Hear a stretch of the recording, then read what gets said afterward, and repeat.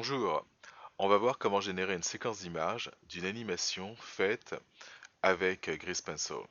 Alors cette animation, en fait ce qu'on va faire ça va être une séquence vidéo exactement, et cette séquence vidéo, la résolution va être de 960 par 540 pixels, la vitesse du 24 frames par seconde, donc 24 images par seconde, le codec du H264 et pour terminer le format du MP4 ou encore du MOV. Alors pour ça, on va d'abord regarder à quoi ressemble cette animation. Donc cette animation elle ressemble à ça. Je vais reculer la caméra, contrôler le bouton du milieu, et là on peut voir le rectangle dans lequel cette émission est. Ensuite, alors ce qui va être important de savoir, c'est quelle est la première image. Donc la première image, comme on peut le voir ici, c'est l'image 1. Donc on commence au frame 1 et on va terminer ici au frame 25. Donc j'ai pris en note ces informations. Je vais cliquer sur cette icône qui ressemble à une imprimante qui génère du papier. Et là, je vais rentrer la résolution. Alors 960, ici en Y, par 540. Donc là c'est fait, 960 par 540. Alors je pense que j'ai mal rentré. Alors 540. Alors là c'est mieux comme ça. Alors le reste on le laisse tel quel. Euh, Début, donc c'est là que je vais pouvoir indiquer mon frame de départ et ici mon frame d'arrivée, donc de 1 à 25 comme ce qu'on a déterminé ici. Step, il va rendre toutes les une images et la vitesse, ça va être du 24 images par seconde, 24 fps. Alors la section dimension est quasiment finie, on va revenir tout à l'heure par rapport au preset auquel on pourra avoir accès avec ce bouton là. Ensuite, au niveau de la sortie, le output, alors je vais commencer par cliquer sur ce bouton-là pour déterminer où va être sauvegardée mon animation et le nom de cette animation. Alors je clique dessus et ici, donc pour le path, le chemin, je pourrais aller chercher, on va dire, sur le bureau et choisir le dossier dans lequel vous voulez mettre vos animations. Ou encore, moi j'ai fait directement un raccourci, c'est-à-dire ici render, et tous mes rendus vont être mis dans ce dossier. Alors pour moi, on peut voir qu'il est sur le D, Blender, Render, donc ça c'est les différents dossiers dans lesquels ça va se trouver. Alors ici en bas, je vais pouvoir lui indiquer un nom. Alors rectangle, donc ça c'est le nom que je vais donner à ce fichier vidéo. Et là on va cliquer sur Accept. Donc là c'est fait.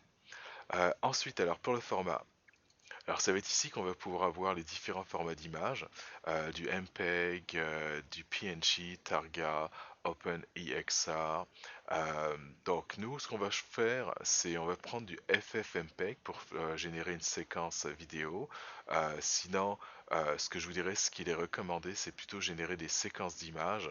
euh, de façon générale, surtout quand on a des grosses enfin des animations assez longues ou encore des animations en 3D longues aussi.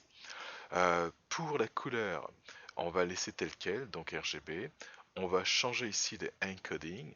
Et pour le encoding, ici, on va choisir euh, le conteneur du MP4 qui va me générer un fichier MP4. Et pour le codec, ici, on va laisser du H264. Ça, c'est ce qu'on veut. Alors, une fois que cette section est finie, ce qu'on peut faire, c'est ici aller dans Render et choisir Render Animation. Donc, rendre l'animation qui va être CTRL F12. Je clique dessus. On peut voir qu'il génère les différentes images. Et quand il a fini, je peux cliquer ici pour fermer. Je vais aller chercher ma fenêtre Windows et là on peut voir que je viens de créer ce fichier qui est rectangle.mp4. Je double-clique. Alors dans mon cas il va ouvrir QuickTime et en ouvrant QuickTime, ben là on peut voir l'animation qui est en train de jouer. Alors je ferme. Alors je vais retourner rapidement dans les différentes options. Là, ben, le MPEG, je vais le changer pour du QuickTime et il va me générer exactement la même chose, mais cette fois-ci, ça va être en MOV. Alors, une fois que je suis ici, CTRL F12, qui est le raccourci pour pouvoir générer euh, le rendu. Donc là, c'est fait. Je ferme. Donc, à titre de rappel, c'était ici, CTRL F12. Et là, si j'ouvre, je vais chercher ma fenêtre, on peut voir que il vient de mettre le second, c'est-à-dire ce qui est exactement la même animation, mais en point MOV. Alors ça va être tout pour ça. Et je vous avais dit que je reviendrai ici au niveau de l'animation des presets. Alors ce que je vais faire, c'est que je vais cliquer sur ça. Et ce preset, je vais lui donner un nom. Donc ça va être du HD 540, 540. Et là, je vais cliquer sur le plus. Donc là, c'est fait. Alors maintenant, les autres fois, si jamais je veux une résolution différente, exemple du HDTV 1080, je clique dessus et là, automatiquement, il m'a rentré les valeurs pour du HDTV 1080. Je vais encore dans mes presets.